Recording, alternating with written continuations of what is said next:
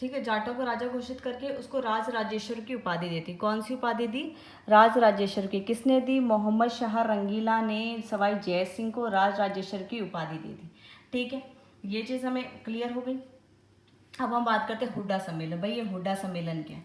हुड्डा सम्मेलन से पहले भाई इसकी नौबत क्यों आई कि हुड्डा सम्मेलन हो, उससे पहले मराठाओं के साथ जो अनबन हुई किसकी? सवाई जयसिंह की, उसके बारे में देख लेते हैं।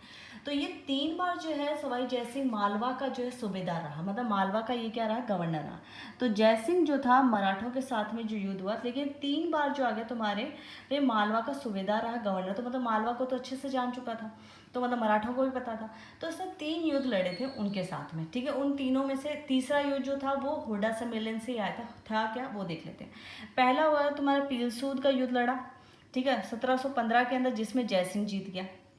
ठीक है, दूसरा मंदसौर का युद्ध लड़ा 1733 में, जिसमें मराठे जीत गए। जब मराठे जीते ना, तो यहाँ पे सवाई जयसिंह को पता चल गया कि मराठे बहुत पावरफुल है, मैं उनका कुछ नहीं बिगाड़ सकता।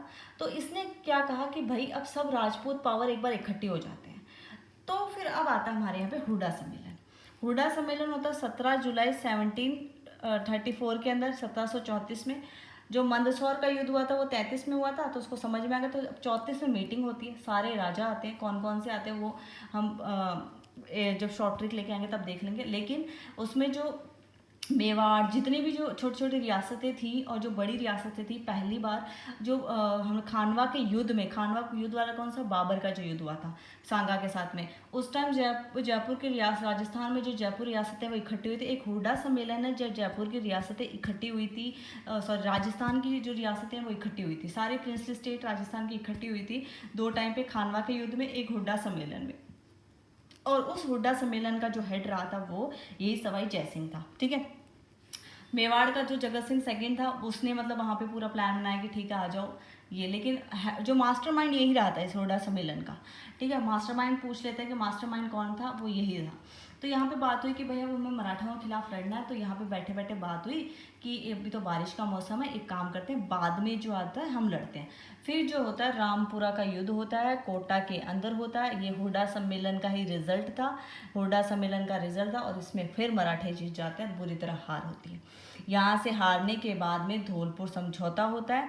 धौलपुर समझौता में कहता है भाई जो मालवा है वो मराठों का है, और किसके बीच में होता है? सवाई जयसिंह पेशवा बालाजी बाजीराव के साथ। ठीक है, पेशवा बालाजी बाजीराव के साथ में होता है कि मालवा किसका होगा? मराठों का हो गया। ठीक है, लास्ट रहता है हमारे अश्वमेध यज्ञ, बहुत इंपॉर्टेंट है। 1740 के अंदर एकमात्र हिंदू राजा जो उस युग का लास्ट, जो अब तक का लास्ट राजा रहा है, जिसने अश्वमेध यज्ञ करवाया था। ठीक है, अब अश्वमेध यज्ञ तो करवा दिया। ठीक है, अब हमने देखा होगा अपने रामायण के अंदर जो अश्वमेध यज्ञ करवाते हैं तो उसके अंदर घोड़ा छोड़ा जाता है, जो फिर युद्ध लड़ना पड़ता है, जिसकी सीमा अगर उसको पकड़ लेते हैं। तो अब हुआ क्या था कि उस टाइम जो था अभय सिंह मारवाड़ वाला बैठा हुआ था, क्योंकि मारवाड़ के अंदर भी इसने अपनी पंचायती की थी सवाई जयसिंह ने। ठीक है, वो बैठा हुआ था। उधर तुम्हारी मोहक्कम बैठा हुआ था भरतपुर का। ठीक है, तो जो छोटी छोटी रियासतें थी ना वो इसके खिलाफ खड़ी हुई थी। ठीक है, और वो सोच रहे थे कि इसका घोड़ा आए, मेन डर उसको मारवाड़ वालों से था, क्योंकि बीच में इन दोनों की अनबन हो गई थी। ठीक है, अनबन हो गई तो वो ये सोच रहा कि जैसे ही घोड़ा आएगा ना सवाई जयसिंह का, तो मैंने पकड़ लेना, युद्ध कर लेना। तो इसके मंत्रियों ने समझाया कि अभी मत लड़े, अभी हमारे दिन नहीं आए, तेरा घोड़ा पकड़ लिया, मारवाड़ वाले बुरी तरह बैठे हैं, अभय सिंह ताक में बैठा, मार डालेगा तुझे। फिर इसने कहा अभी क्या करूँ यार, मैंने तो यज्ञ कर दिया। यज्ञ कराने कौन आया था पूछ लेते, बहुत इंपॉर्टेंट। पांडुरंग रत्नाकर आया था यज्ञ कराने के लिए। पांडुरंग रत्नाकर जो था वो पंडित था। उसने क्या करा, तो वहाँ पे कोई ऐसा मुनिम होगा, उसने कहा एक काम कर, तो जितने भी ये जयपुर के आसपास के जितने भी दरवाजे हैं, पहले दरवाजे वगैरह उन सबको बंद कर ले। मराठे भी उधर बैठे हैं, इधर अभय सिंह बैठा है, कुछ नहीं छोड़ेंगे तुझे, मारेंगे, तेरा ही घाटा, उनका कुछ नहीं जाता, ऐसा शांति से बैठा रहे। ठीक है, तो उसने जयपुर के जो चारों ओर के दरवाजे बंद करा के अपना घोड़ा अपने एरिया में घुमाया था इसने। लेकिन उस टाइम क्या हुआ था कि उसी टाइम तुम्हारे यहाँ पे जो कुंभाणी था, मतलब जो कुंभाणी के जो वंशज थे इन्हीं के लिंक वाले थे, मतलब ठिकाना इन्हीं को दे रखा था। जो सवाई जयसिंह के परिवार वालों में से कुम्हाणी वाले थे, तो उन्होंने कहा ऐसे कैसे, मतलब ये घोड़ा छोड़ रहा है, मतलब ये राजपूती पावर को ललकार रहा है कि भाई इसके घोड़े को कौन रोके, कौन युद्ध करे, तो भाई परंपरा है उसको तो निभानी पड़ेगी।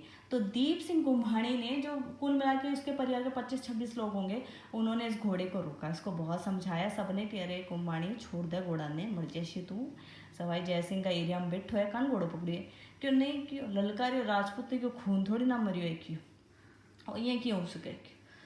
तो फिर उसने क्या, दीप सिंह कुम्हाणी ने क्या हुआ, उस घोड़े को जो अश्वमेध था, मेद में यज्ञ में जो घोड़ा चढ़ा उसको पकड़ा और फिर लड़ा और वो उसकी मृत्यु हो गई। तो एक चीज़ हमें बहुत इंपॉर्टेंट है कि किसने घोड़ा पकड़ा था, भाई दीप सिंह कुम्हाणी ने पकड़ा था। ठीक है, तो आज का ये ख़त्म हो चुका है, मतलब हम लोगों ने इतना, अब और भी जो राजा हैं आमिर वाले वो कर लेंगे। अब थोड़ा सा सपोर्ट कीजिए, अगर आप लोगों को वीडियोज़ पसंद आ रही है तो लाइक शेयर कर लीजिए, सब्सक्राइब कर दीजिएगा प्लीज़।